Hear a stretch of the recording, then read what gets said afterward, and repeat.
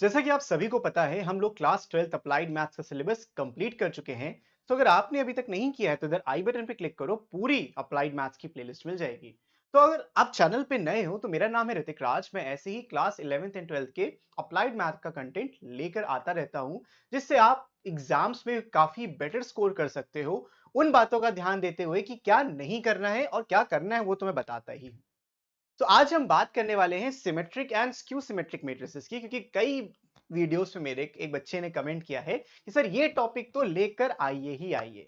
सो आप भी अगर ऐसे किसी भी पर्टिकुलर टॉपिक के बारे में जानना चाहते हो कुछ स्पेसिफिक तरीके से, या किसी भी टॉपिक में आपको दिक्कत होती है, चैप्टर की मैं बात नहीं कर रहा हूं, वो सब कवर्ड है, किसी टॉपिक में आपको दिक्कत होती है तो आप कमेंट करके बता सकते हो। मैं ऐसे ही छोटा सा एक वीडियो लाके आपके लिए उसको क्लियर कर दूंगा।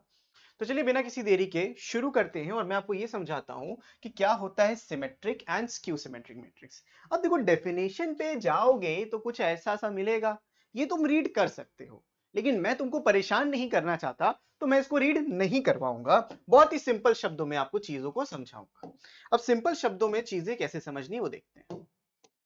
देखो बच्चों, सिमेट्रिक मैट्रिक्स होते क्या है, सिंपल से अगर भाषा में अगर मेरे को आपको समझाना हो, तो एनी मैट्रिक्स जिसका ट्रांसपोज करके आपको एक और नई मैट्रिक्स मिले और दोनों आइडेंटिकल हो, तो वो कहते हैं सिमेट्रिकल मैट्रिक्स या सिमेट्रिक मैट्रिक्स उसको हम कहते हैं। नहीं समझ में आया? कोई बात नहीं, समझाता हूं। मान लो मेरे पास एक मैट्रिक्स थी 1 2 2 3, ऐसे मैंने कुछ मैट्रिक्स लगाई।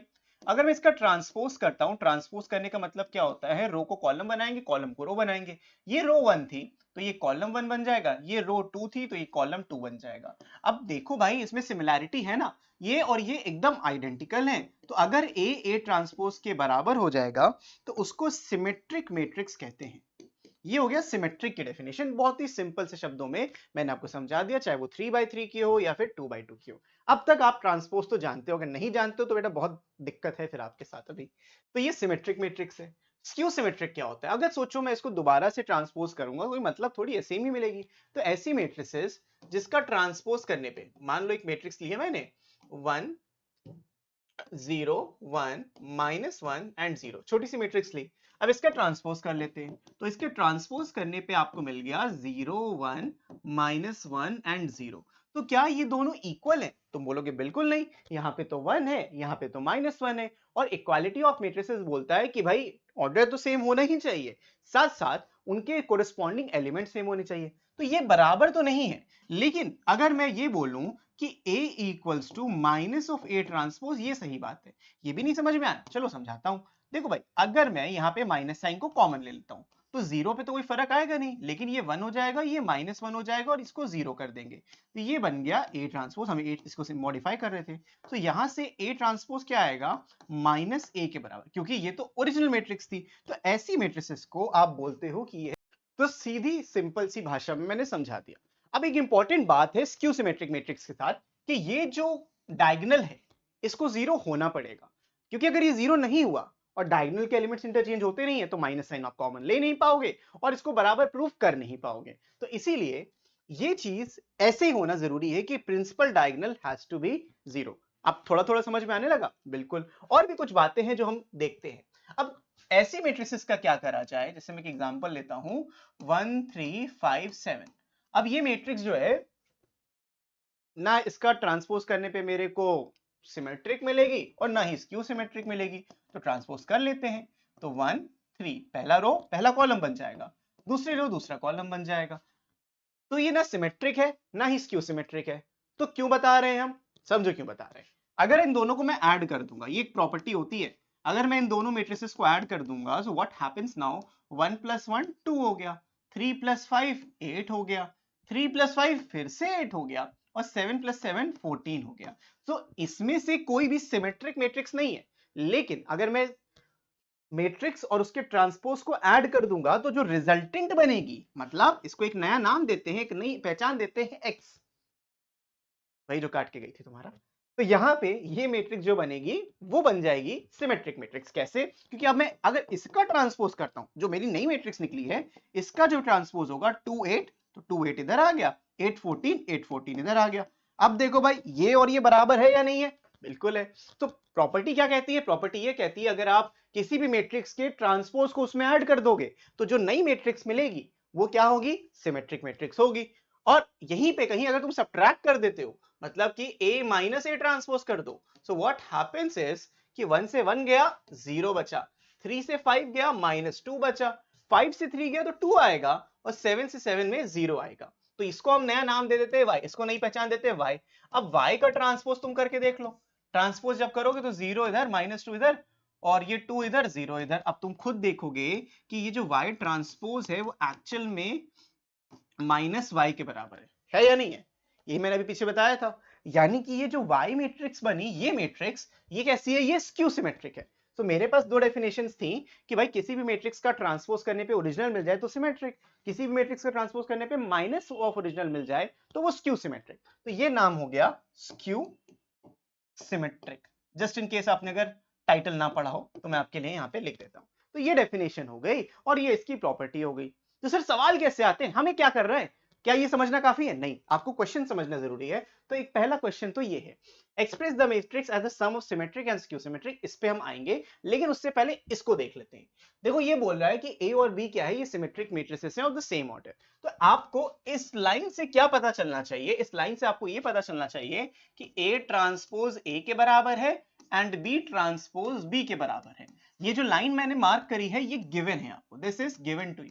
What can be said for the matrix AB minus BA। तो ये इसकी प्रॉपर्टी बोल रहा है कि भाई ये AB माइनस BA जो है ये कैसी है। तो क्योंकि भाई थोड़ा सा कंपाउंड है तो मैं इसको x मान लेता हूं, x मान सकते हैं, तो इसको x मान लिया। अब यहां पे अगर मैं इसका ट्रांसपोज करूंगा तो ऑब्वियस सी बात है इसका भी ट्रांसपोज आएगा, AB माइनस BA का होल ट्रांसपोज। तो यहां से आपको मिलेगा AB का होल ट्रांसपोज माइनस BA का होल ट्रांसपोज। अब तुम सबको पता है, अगर नहीं पता है तो पता कर लो भाई, कि अगर आप AB का ट्रांसपोज करते हो तो ये B ट्रांसपोज A ट्रांसपोज बनता है, ना ही A ट्रांसपोज B ट्रांसपोज। तो इस बात का ध्यान देना है आपको। यहां पे आ जाएगा B transpose A transpose minus A transpose and B transpose. तो B ट्रांसपोज B था और A ट्रांसपोज A था, so can I write it as BA minus AB।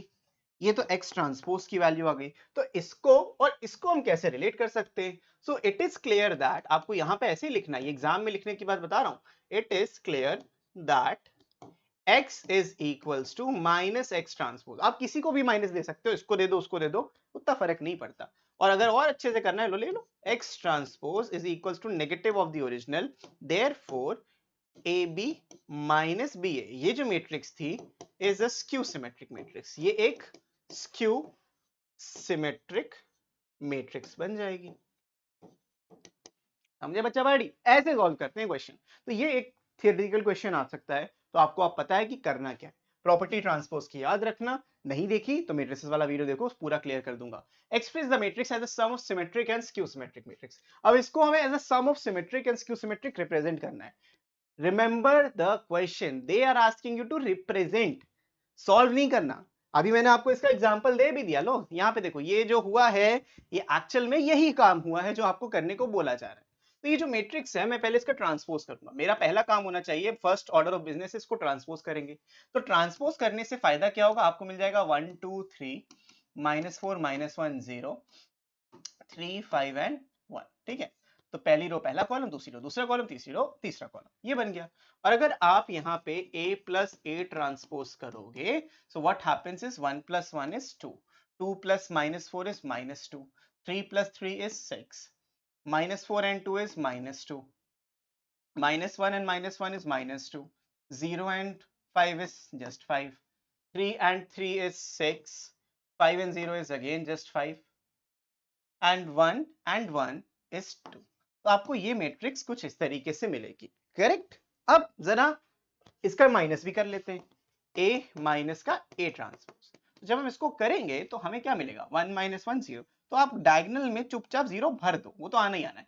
2 - 4, तो ये 6 पॉजिटिव का आएगा, 3 - 3 इज 0, -4 -2 यहां से -6 मिल जाएगा, -1 वो तो मैं 0 कर ही चुका हूं, 0 - 5 इज -5, तो डेफिनेटली यहाँ पे 5 आएगा, देख लो 5 - 0 इज 5 और 3 - 3 इज 0। तो ये मैट्रिक्स हमको यहाँ पे मिल जाएगी। तो क्या फायदा होगा, ये तो हमने ट्रांसपोज का सम निकाल दिया। तो हाँ सर ये दिख रहा है, ये सिमेट्रिक मैट्रिक्स है। ये कैसी दिख रही है, ये एक सिमेट्रिक मैट्रिक्स दिख रही है और ये एक स्क्यू सिमेट्रिक दिख रही है, राइट? स्क्यू सिमेट्रिक मैट्रिक्स दिख रही है। तो फायदा क्या है? देखो बच्चों, अगर मैं इसको a मान रहा हूं, a है मेरे पास, तो क्या मैं इसको half a plus half a लिख सकता हूं? भाई a था, उसको दो टुकड़े कर दिए, समझो क्यों कर रहा हूं भी आगे समझ में आएगा। तो दो a के दो टुकड़े कर देंगे, हाफ एंड हाफ में बांट दिया। अब ये जो हाफ a था, मैं क्या करना चाहता हूं, मैं इसका ट्रांसपोज इसमें ऐड करके इसी का ट्रांसपोज इससे सब्ट्रैक्ट करना चाहता हूं। तो मेरा जो क्वेश्चन था वो a था, मतलब जो वैल्यू थी वो a थी, और राइट हैंड साइड में भी a है क्योंकि ये तो कट के जीरो हो रहा है। लेकिन अगर मैं इसको थोड़ा सा रीअरेंज करूं तो मुझे मिल जाएगा 1/2a प्लस 1/2a का transpose plus 1/2a minus 1/2a का ट्रांसपोज। अब इसमें अगर मैं 1/2 ले लूं और अंदर a प्लस a ट्रांसपोज कर दूं और यहां पे भी 1/2 को कॉमन कर दूं और a माइनस a ट्रांसपोज कर दूं, और अगर तुम क्वेश्चन को थोड़ा ध्यान से देखो, हमने वही वैल्यूज निकाली है। ये सिमेट्रिक है तो उसको हाफ करने से उसकी सिमेट्रिसिटी नहीं चेंज रहेगी, वो सिमेट्रिक ही रहेगी। तो मैं बस क्या लिखूंगा, मैं यहां लिखूंगा कि भाई हाफ ऑफ, ये मैट्रिक्स एकदम छाप दूंगा ऐसे, 2 -2 6 -2 -2 5 6 5 and 2 plus half of this matrix 0 6 0 -6 0 -5 0 5 and 0। अब बच्चों ऐसा किया क्यों? क्योंकि अब देखो इसके बाद क्वेश्चन खत्म हो चुका है, तुमको और कुछ करना नहीं है यहाँ पे। अब चाहो तो इसको हाफ को अंदर मल्टीप्लाई कर दो। जब आप तुम हाफ को अंदर मल्टीप्लाई करोगे तुम खुद ये पाओगे, तुमको यहाँ मिलेगा 1, यहाँ मिलेगा -1, यहाँ मिलेगा 3, यहाँ -1, यहाँ -1, यहाँ पे मिलेगा 5/2। ठीक है, इधर 5/2 मिल गया प्लस का, और इसको हाफ करेंगे तो 3, ये फिर से 5/2 मिलेगा और ये 1 मिल जाएगा। और अगर इधर मैं हाफ कर दूंगा तो ये आएगा 0 3 0 माइनस का 3/2, सॉरी नॉट 3/2 -3 ओनली, माइनस का 3 0 माइनस का 5/2 0 5/2 एंड अगेन 0। तो बच्चों ये क्या बन गई, ये एक सिमेट्रिक मैट्रिक्स है और ये एक स्क्यू सिमेट्रिक मैट्रिक्स है। यही क्वेश्चन छोड़ देना है, क्योंकि अगर आप इन दोनों को ऐड करोगे आपको एग्जैक्टली वही मिल जाएगा। जैसे 1 + 0 1, -1 + 3 + 2, 3 + 0 3 एंड सो ऑन। सारे टर्म्स आपको मिलेंगे, लेकिन जो आपका फाइनल आंसर आ रहा है यानी कि ये एक सिमेट्रिक मैट्रिक्स है और ये एक स्क्यू सिमेट्रिक मैट्रिक्स है। तो सिमेट्रिक और स्क्यू सिमेट्रिक ने आपने इसको सेग्रीगेट कर दिया और आपका आंसर भी आ गया। तो बस इतना ही करना है, यही है सारी चीजें, यही करने का मतलब है सिमेट्रिक स्क्यू सिमेट्रिक में। समझ में आ गया? अगर अच्छे से आपको समझ में आया तो बेटा इस वीडियो को जरूर लाइक करना और दो बच्चों के साथ और शेयर करना, शायद उनका भी ये कंसेप्ट हिलाओ, उनका भी क्लियर हो जाएगा। और अगर आपको क्लास 12 अप्लाइड मैथ्स का पूरा प्लेलिस्ट चाहिए तो इधर क्लिक करो, और अगर आपको और भी अच्छे अच्छे चैप्टर्स देखने तो इस तरफ क्लिक कर सकते हो। तो इस वीडियो के लिए बच्चों इतना ही, मैं मिलता हूं आपसे नेक्स्ट वीडियो में। तब तक के लिए keep practicing, keep learning, take care and bye bye.